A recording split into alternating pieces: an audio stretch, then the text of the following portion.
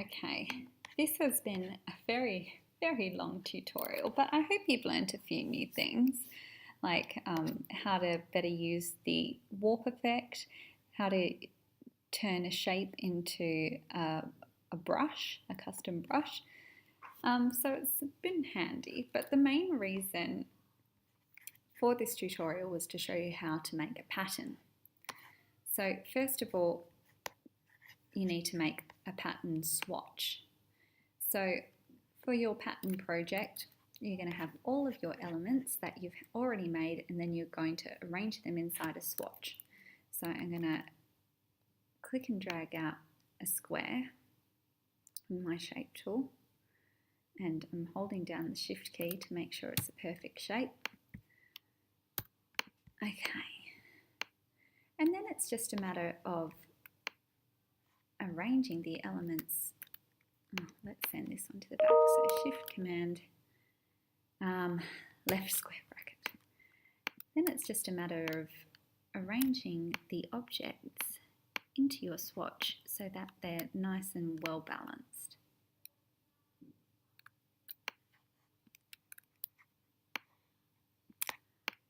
So this might take a little bit of fiddling around, but we'll get there.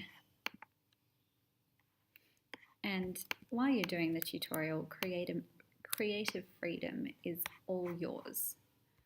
So do exactly what you would like to do with all these elements. You might not want to arrange them the way that I'm arranging them. You might not think it looks that great. So that's fine. You can go off and do your own thing. It is good to be creative. Okay. And then I've got my little cactus guy here.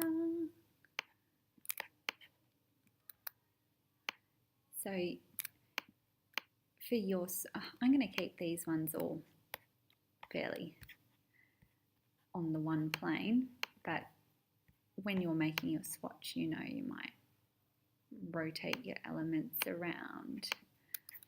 You might choose to fill in the blanks with like little decorative things like dots, or I've got stripes to fill in the blank space here. You might have enough elements to completely fill your canvas.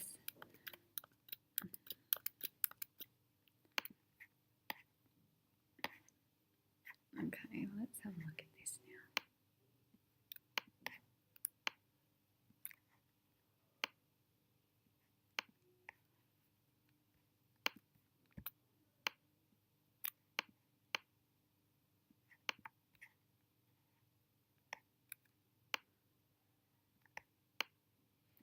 I feel like this needed another cactus just to balance it out a little bit more, but that's okay.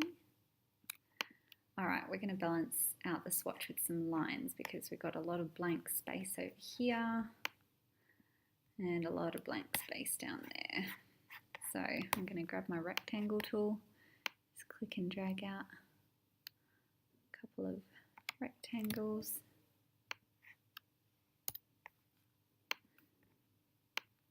You could try filling in the space in another way, like if you wanted to maybe use your brush to create some of these cactus flowers, you could do that. It's up to you.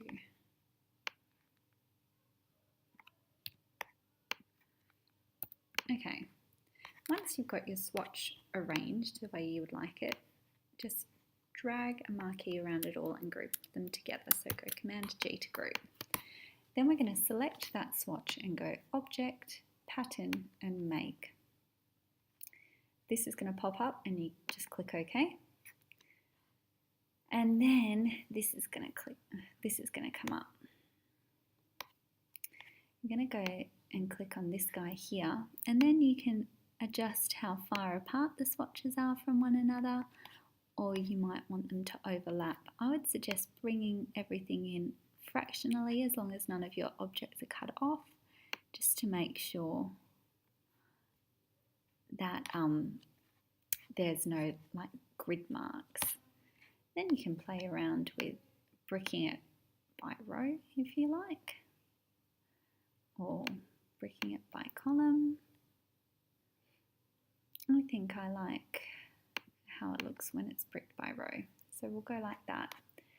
And then I'm going to click on Save a Copy and save it as Cactus Pattern. Click OK. And now that's been added to the swatches panel. So I'm going to click on Done because I'm done. Then you'll exit out of that pattern making mode. I'm going to grab a rectangle and drag out a rectangle the size of my canvas now. There we go. Click on the rectangle and then open up your swatches panel so you can go Window and Swatches to bring it up. And I've got my cactus pattern right here. So with that shape selected, I'm going to click on the cactus pattern and the fill is going to go into that shape. Doesn't that look cute?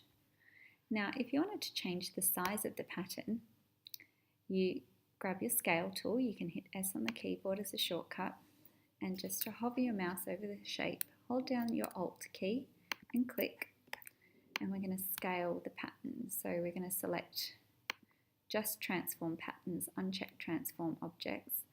Let's scale it to 50% of that size and go OK. And now we've got a much cuter, much smaller pattern.